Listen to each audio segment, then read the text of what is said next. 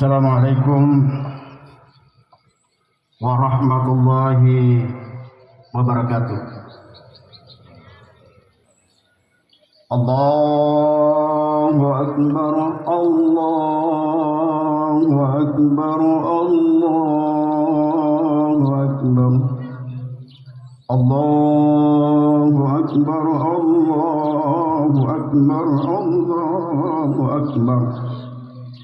Allahu akbar, Allahu akbar, Allahu akbar, Allahu akbar, Allahu akbar kabira, walhamdulillahi katsira, wa subhanallahi bukratan wa asila. La ilaha illallah wahdahu sadaka wa'dahu wa nadhara 'abdahu wa 'adda jundahu wa hasaba al-ahzaba wahdahu. La ilaha illallah wallahu akbar, Allahu akbar walillahil hamd. Alhamdulillah alladzi ja'ala hadzal yawma 'iidan lil muslimin wa ja'ala ibadatul hajji 'iidal adha min sya'airillah wa iyyahiya min taqwal qulub. Asyhadu an la ilaha illallah wahdahu la syarika lah wa asyhadu anna Muhammadan abduhu wa rasuluh rahmatan lil alamin basiran wa nadhiran wa da'iyan ila Allah wa sirajan munira. Allahumma salli wa sallim ala sayyidina Muhammadin wa ala alihi wa ashabihi ajma'in. Amma ba'd. Wa ya ibadallah, usikum wa nafsi bi taqwallahi faqad fazal muttaqun. Faqad qala Allah subhanahu wa ta'ala fi kitabihil karim wa huwa astaqul qailin. A'udzu billahi minasy syaithanir rajim. Bismillahirrahmanirrahim. Ya ayyuhalladzina amanu taqullaha haqqa tuqatih wa la tamutunna illa wa antum muslimun. Wa qala aidan ya ayyuhalladzina amanu taqullaha wa tabu ilaihil wasilata wa jahidu fi sabilihi la'allakum tuflihun. Hadirin hadirat jemaah Idul Adha yang dimuliakan oleh Allah Subhanahu wa taala. Di pagi yang paling berkah ini kita berkumpul melaksanakan salat Idul Adha. Baru saja kita laksanakan ruku dan sujud sebagai manifestasi perasaan takwa kita kepada Allah Subhanahu wa taala. Dan dianjurkan dengan pelaksanaan khutbah. Dan izinkanlah kami untuk menyampaikan khutbah pada pagi ini dengan judul keteladanan Nabiullah Ibrahim alaihi salam. Pada hari ini lebih 4.000 tahun yang silam, Nabi Ibrahim Khalilullah menjalankan praktik keagamaan yang penuh dengan keilahian, ketauhidan, kesabaran dan pengorbanan manusia kepada Tuhannya. Tidak patut disembah kecuali Allah. Karena itu melalui mimbar ini saya mengajak kepada diri saya sendiri dan juga kepada hadirin sekalian, marilah tundukkan kepala dan jiwa kita di hadapan Allah yang Maha Besar. Campakkan jauh-jauh sifat keangkuhan dan kecongkakan yang dapat menjauhkan kita dari rahmat Allah Subhanahu wa taala. Sebab apapun kebesaran yang kita sandang, kita kecil di hadapan Allah Subhanahu wa taala. Betapapun keahlian kita, masih lemah di hadapan Allah yang Maha Kuat. Betapapun hebatnya kekuasaan dan pengaruh kita tidak berdaya dalam genggaman Allah yang Maha Kuasa atas segala-galanya.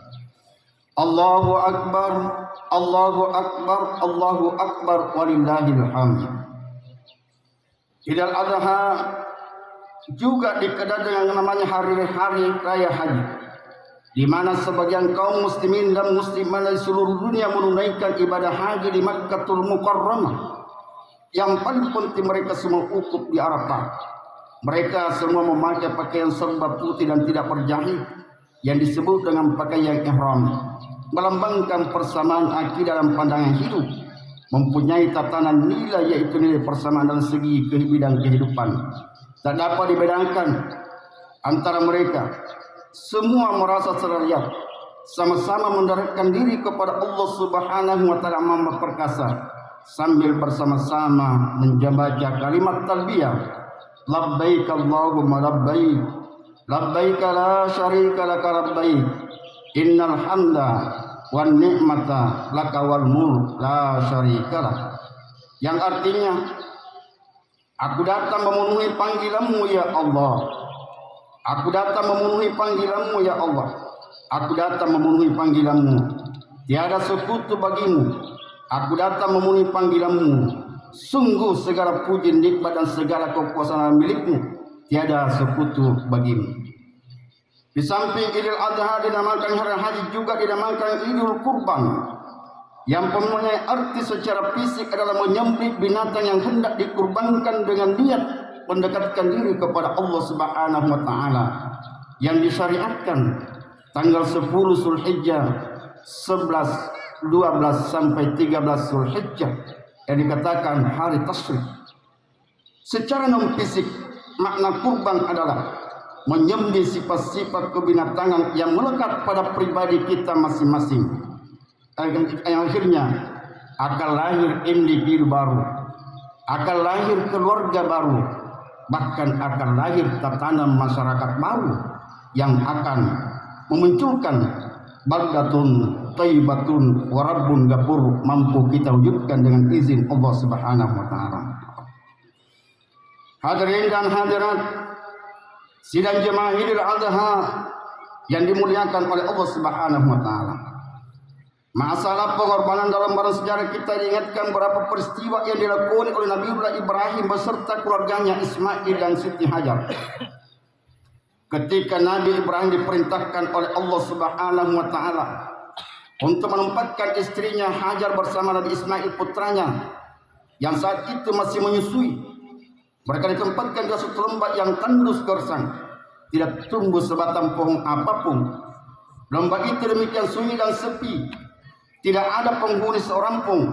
Nabi Ibrahim sendiri tidak tahu apa maksud sebenarnya waktu Allah yang menyuruh menempatkan istrinya putranya yang masih baik itu ditempatkan di suatu tempat yang paling asing di sebelah utara, kurang lebih 1.600 km dengan yang sendiri Palestina. Tapi baik Nabi Ibrahim maupun Siti Hajar menerima perintah itu dengan penuh ikhlas dan tawakal kepada Allah Subhanahu wa taala. Seperti diceritakan oleh Ibnu Abbas, tatkala Siti Hajar kehabisan air minum hingga tidak bisa menyusui Nabi Ismail, beliau mencari air kian kemari sambil lari kecil antara bukit sepadang bukit Marwah sebanyak 7 kali. Tiba-tiba Allah mengutus malaikat Jibril membuat mata air Zam-Zam. Siti Hajar dan Ismail memperoleh sumber kehidupan.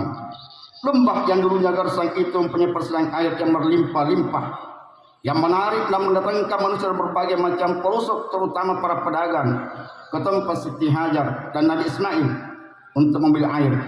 Datang rezeki dari berbagai penjuru dan makmur tempat sekitarnya. Akhirnya lembah itu hingga saat ini terkenal dengan kota Mekah, sebuah kota yang aman dan makmur berkat doa Nabi Ibrahim dan berkat kecakapan seorang ibu dalam mengelola kota dan masyarakat. Kota Mekah yang aman makmur dikhususkan oleh Allah di dalam Al-Quran. Wa idh qala Ibrahim rabbi ja'al hadza baladan aminah. Dan ingatlah ketika Ibrahim berdoa kepada Allah Subhanahu wa taala, ij'al hadza baladan aminah, jadikanlah negeri ini negeri yang aman, warzuq ahlahu minas samarat, dan berikanlah rezeki kepada penduduknya dengan buah-buahan bagi orang yang beriman dan kepada hari kiamat. Dari ayat tersebut kita memperoleh bukti yang jelas bahwa kota Makkah hingga saat ini memiliki kemakmuran yang melimpah. Jemaah haji di seluruh penjuru dunia memperoleh fasilitas yang cukup selama melakukan ibadah haji maupun umrah. Hal ini membuktikan tingkat kemakmuran modern dalam tata pemerintahan dan ekonomi serta keamanan hukum sebagai faktor utama kemakmuran rakyat yang mengagumkan. Yang semua itu menjadi dalil bahwa doa Nabi Ibrahim dikabulkan oleh Allah Subhanahu wa taala. semua kemakmuran tidak hanya dinikmati oleh orang Islam saja, tapi orang kafir pun mendapat menikmatinya, sebagaimana sambungan ayat. Wa qala man kafara fa kalian tsumma tarru ila azabin nar wa bi'sal masir. Dan kepada orang kafir pun aku beri kesenangan sementara, kemudian aku paksa menjalani siksa neraka, dan itulah seburuk-buruk tempat. Surah Al-Baqarah ayat 126. Allahu Akbar, Allahu Akbar, Allahu Akbar walillahil hamd. Disebabkan karena ketabahan dan kesabaran Nabiullah Ibrahim menghadapi cobaan dan ujian dari Allah Subhanahu wa taala, maka Allah memberinya sebuah anugerah, sebuah kehormatan, Khalilullah, sebagai kekasih Allah Subhanahu wa taala. Setelah titel Khalilullah disandangnya, maka malaikat datang bertanya kepada Allah, "Ya Tuhanku, mengapa engkau menjadikan Ibrahim sebagai kasihmu, padahal dia disibukkan oleh urusan kekayaannya dan keluarganya?" Maka Allah memberikan jawaban, "Jangan menilai hambaku Ibrahim itu dengan ukuran lahiriahnya. Tengoklah isi hati dan amal baktinya." Kemudian Allah Subhanahu wa taala mengizinkan para malaikat menguji keimanan serta ketakwaan Nabi Ibrahim. Ternyata kekayaan dan keluarganya tidak membuatnya lalai dalam taatnya kepada Allah Subhanahu wa taala. Sebagaimana disebutkan dalam kitab Mishkatul Anwar bahwa Nabi Ibrahim memiliki kekayaan 1000 ekor domba, 300 lembu, dan 100 ekor unta. Riwayat lain mengatakan kekayaan Nabi Ibrahim melebihi daripada 12.000 ekor ternak, suatu jumlah yang menurut orang zamannya adalah seorang milioner. Ketika pada suatu hari Ibrahim ditanya, "Milik siapa ternak sebanyak ini?" Maka dijawabnya, "Kepunyaan Allah, tapi kini masih milikku.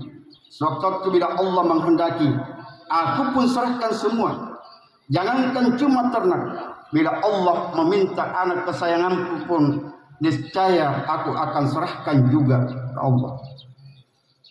Ibnu Katsir dalam tafsir Al-Quran mengemukakan bahwa pertanyaan Nabi Ibrahim itulah yang kemudian dijadikan bahan ujian oleh Allah, menguji iman dan takwa Nabi Ibrahim melalui mimpinya yang hak, agar dia mengorbankan putranya yang kala itu masih berusia 7 tahun, anak yang begitu elok rupawan, sehat lagi cekatan, yang lama ditunggu kehadirannya, supaya diterbangkan dan disembelih dengan penggunaan tangannya sendiri. Sungguh sangat mengerikan. Peristiwa ini pun dinyatakan dalam Al-Quran dalam surah As-Saffat ayat 102. Falamma balagha ma'sa'yu qala ya bunayya inni ara fil manami inni adbauka fanzur madza tara. Qala ya abati fa'al ma tu'mar satajiduni insyaallahu minas sabirin. Tak kala anak ini sampai umur mampu berusaha, maka datanglah wahyu dan perintah Allah Subhanahu wa taala untuk menyembelihnya. Maka dia sampaikan kepada anaknya, "Ya bunayya, wahai anakku, ini saya mendapatkan perintah dari Allah Subhanahu wa taala, azbahuka, untuk menyembelihmu. Fanzur maza tara." Bagaimana pendapatmu, wahai anakku? Anak yang begitu patuh dan taat kepada Allah Subhanahu wa taala, apa dia katakan? "Ya abati, bapakku, kalau memang itu perintah dari Allah Subhanahu wa taala, silakan kerjakan. Satajidni insyaallahu minas sabirin." Maka engkau akan mendapati kami dalam keadaan manusia yang sabar. Ketika keduanya siap untuk melaksanakan perintah Allah, maka iblis pun datang menggoda sang ayah. Iblis datang menggoda sang ibu dan sang anak silih berganti.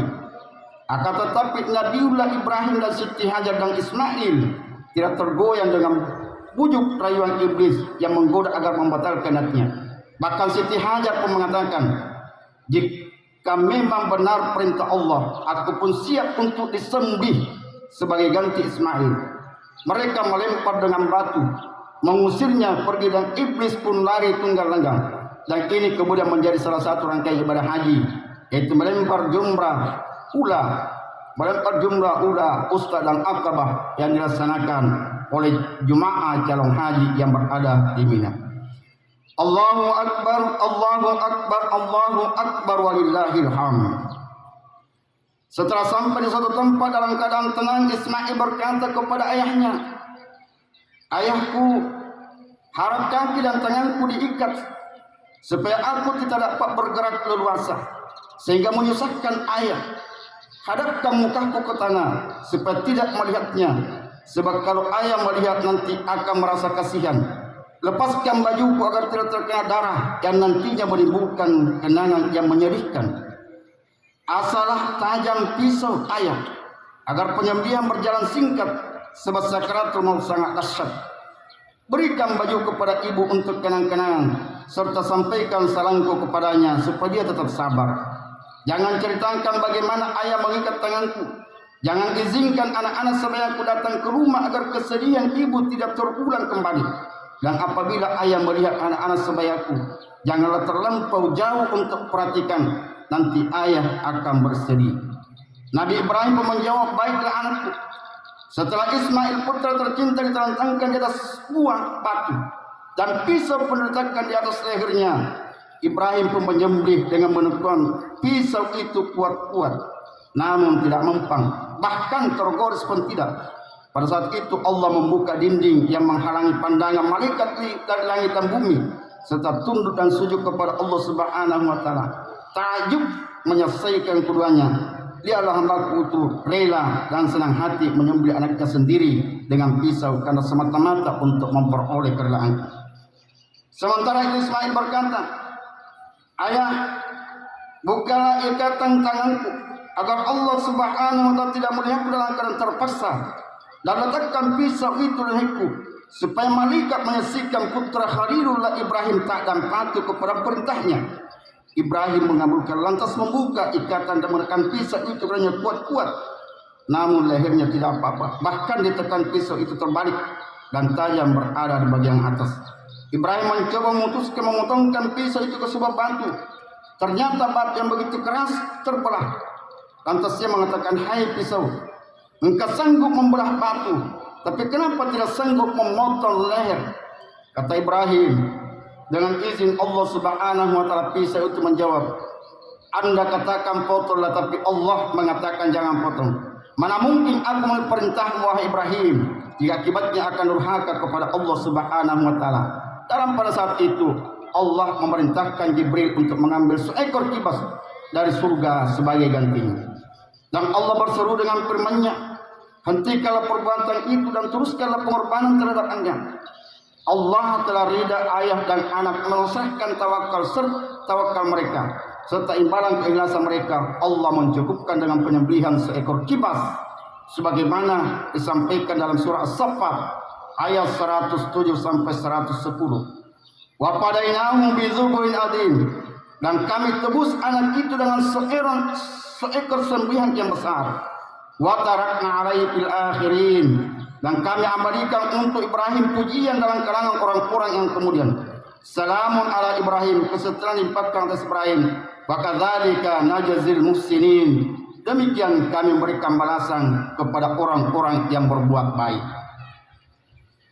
Menyaksikan tragedi penyembelihan yang tidak ada bandingannya dalam sejarah umat manusia itu, maka malaikat Jibril menyaksikan ketaatan keduanya. Setelah kembali dari surga dengan membawa seekor kibas, kalulah ia seraya terlontar darinya suatu ungkapan, "Allahu Akbar, Allahu Akbar, Allahu Akbar." Nabi Ibrahim menyebutnya, "La ilaha illallah, Allahu Akbar," yang kemudian disambung oleh Nabi Ismail, "Allahu Akbar walillahil hamd." Hadirin hadirat sidang jemaah Idul Adha yang dimuliakan oleh Allah Subhanahu wa taala.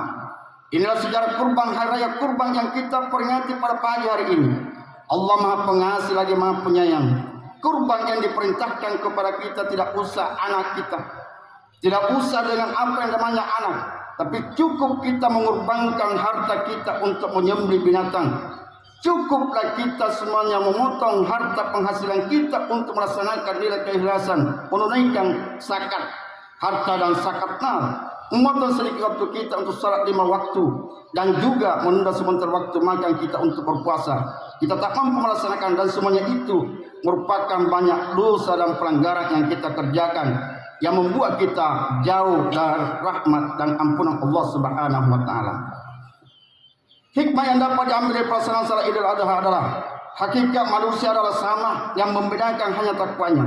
Bagi manusia yang melaksanakan ibadah haji wukuf diharapkan memberikan gambaran kelak bahwa manusia akan dikumpulkan di padang mahsyar untuk dimintai pertanggungjawaban. Di samping itu, kesan atau iktibar yang dapat diambil adalah yang pertama, hendak kita sebagai orang tua mempunyai upaya yang kuat membentuk karakter anak solehah, menciptakan pribadi-pribadi yang agamais, diberkali dengan akal orang tua untuk senantiasa dekat kepada Allah Subhanahu wa taala.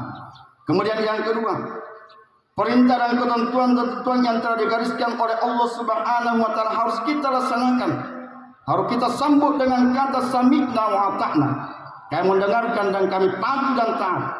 Karena sungguhnya ketentuan-ketentuan Allah pasti manfaatnya kembali pada diri kita masing-masing. Ketiga, bahwa kegigihan syaitan yang terus-menerus mengganggu manusia agar membangkang dari ketentuan-ketentuan Allah. Syaitan senantiasa terus berusaha menyeret manusia kepada kehancuran dan kegelapan. Maka janganlah mengikut bujuk rayuan syaitan. Sesungguhnya syaitan adalah musuh yang nyata. Yang keempat, jenis sembelihan berupa bahagia binatang ternak. Artinya, dengan matinya hewan ternak, kita buang kencongkangan dan kesombongan. Kita buang hawa nafsu hewania yang harus dikendalikan. Jangan dibiarkan tumbuh subur dalam hati kita. Allahu Akbar, Allahu Akbar, Allahu Akbar walillahil hamd. Tepatlah apabila perayaan Idul Adha ini menggugah hati kita untuk berkorban demi negeri kita yang tercinta, yang tidak pernah luput dirundung kesusahan.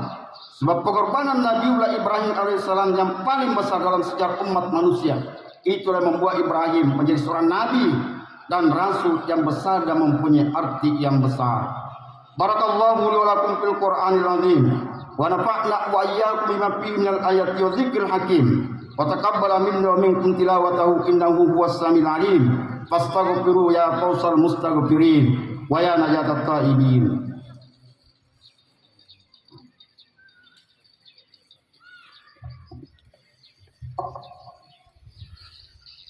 Allahu akbar, Allahu akbar, Allahu akbar, Allahu akbar, Allahu akbar, Allahu akbar, Allahu akbar kabira, walhamdulillahi katsira, wa subhanallahi bukratan wa asila. La ilaha illallah, wallahu akbar, Allahu akbar walillahil hamd.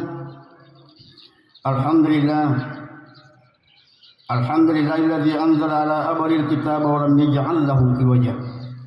Qayyiman liyunzira ba'san shadidan min ladunhu wa yubashshiral mu'minina alladhina ya'maluna as-shalihat anna lahum ajran hasanah.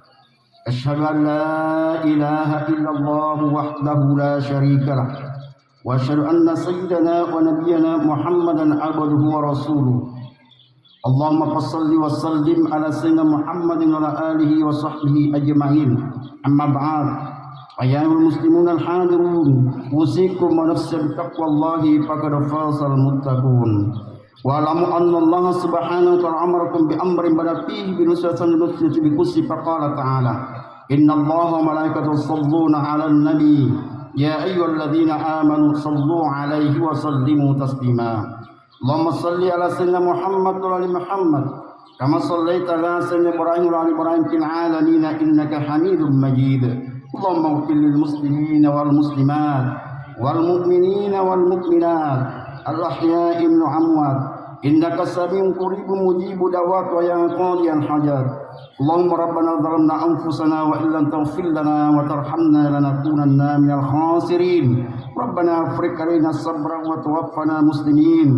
Rabbana atina fid dunya hasanah wa fil akhirati hasanah wa qina adzabannar. Wa sallallahu ala nabiyil ummi wa ala alihi wa sahbihi wa sallam. Walhamdulillahi rabbil alamin. Assalamualaikum warahmatullahi wabarakatuh.